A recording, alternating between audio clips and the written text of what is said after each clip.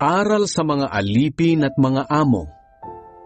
Mga alipin, sundin niyo ang inyong mga amo rito sa lupa ng may katapatan, paggalang at pagkatakot na parang si Kristo ang pinaglilingkuran ninyo.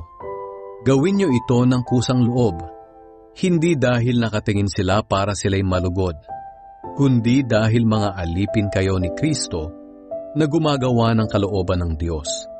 Maglingkod kayo ng may mabuting kalooban na para bang ang Panginoon mismo ang pinaglilingkuran nyo at hindi ang tao. Alalahanin ninyong gagantimpalaan ng Panginoon ang bawat isa ayon sa ginawa niyang mabuti, maging alipin man siya o hindi.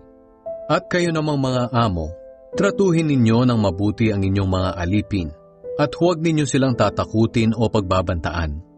Dahil alam naman ninyong kayo at sila ay may iisang amo sa langit at wala siyang kinikilingan kahit sino.